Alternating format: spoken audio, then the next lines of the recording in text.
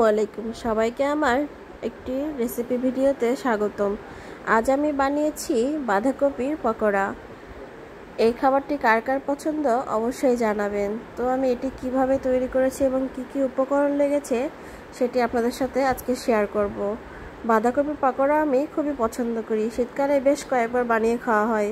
তো এখানে আমি প্রথমেই নিয়েছি বাঁধাকপি, কুচি করে কেটে ধুয়ে নিয়েছি। এখানে নিয়েছি কাঁচামরিচ, পেঁয়াজ কুচি, আদা রসুন বাটা, জিরার গুঁড়া, হলুদ গুঁড়া এবং পরিমাণ মতো লবণ। এখানে নিয়েছি মসুর ডাল বাটা। তো সব উপকরণ আমি একটি বাটিতে নিয়েছি। এবার দিয়ে দিচ্ছি মসুর ডাল বাটা।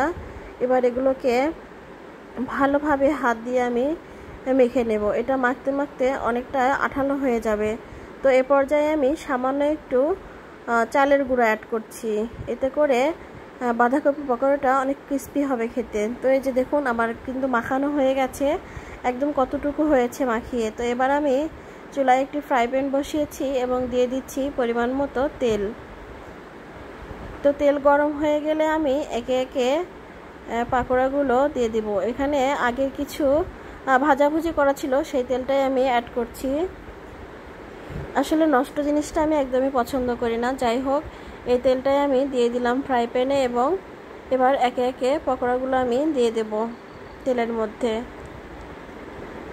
আপনারা আপনাদের পছন্দ মতো ডিজাইন করে দিতে পারেন, এখানে গোল করেও দিতে পারেন বা রোলের মতো করেও দিতে পারেন, তবে আমি পকোড়া সিস্টেমেই দিয়ে দিচ্ছি। যাই হোক, এখানে আমি দিয়ে দিলাম একে একে। এবার এগুলোকে আমি লাল লাল করে ভেজে নেব। আমি একইভাবেই সবগুলো পাকোড়ায় ভেজে নিয়েছি এবং আপনাদের ইফতারেও কিন্তু এটা হতে পারে একদমই মজাদার একটি খাবার। যেহেতু আমরা ইফতারে ভাজাভুজি খেতে ভীষণ পছন্দ করি, তো এটা আপনারা অবশ্যই পছন্দ করবেন। সত্যি কথা বলতে এটা আমরা বাসার সবাই খুবই পছন্দ করি। তো আপনারা এই খাবারটি কে কে পছন্দ করেন অবশ্যই কিন্তু জানাবেন। তো দেখতেই পাচ্ছেন আমি কেমন লাল লাল করে ভেজে নিচ্ছি। এটা কিন্তু অবশ্যই একটু সময় নিয়ে ভাজতে হবে, বেশি পুড়ে গেলে খেতে কিন্তু তেতো লাগবে। তো যাই হোক, বাঁধাকপির পকোড়াগুলো আমার ভাজা হয়ে গেছে। এবার আমি একে একে সবগুলো তুলে নিলাম। দেখতেই পাচ্ছেন কতটা লোভনীয়, তাই না? আমার তো ভীষণ ভালো লাগছে, আমার তো এখনও দেখে খেতে ইচ্ছে করছে। সসের সাথে খেতে বেশ ভালো লাগে এই বাঁধাকপি পাকোড়াগুলো। তো আমি একইভাবে সবগুলো পাকোড়াই ভেজে নেব। তো যাই হোক বন্ধুরা, আজ এখানেই বিদায় নিচ্ছি। পরবর্তীতে আবারও নতুন কোনো রেসিপি নিয়ে আপনাদের সাথে দেখা হবে।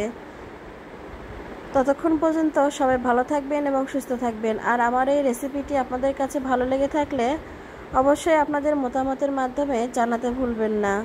আর আমার নতুন নতুন রেসিপি পেতে আমার পেজটিকে অবশ্যই ফলো দিয়ে পাশে থাকবেন। আসলে নতুন নতুন রান্না করতে আমারও ভালো লাগে। আর আপনাদের কাছে কোনো ভিডিও রেসিপি থাকলে অবশ্যই আমাকে শেয়ার করবেন। আজ এখানেই বিদায় নিচ্ছি। ধন্যবাদ সবাইকে।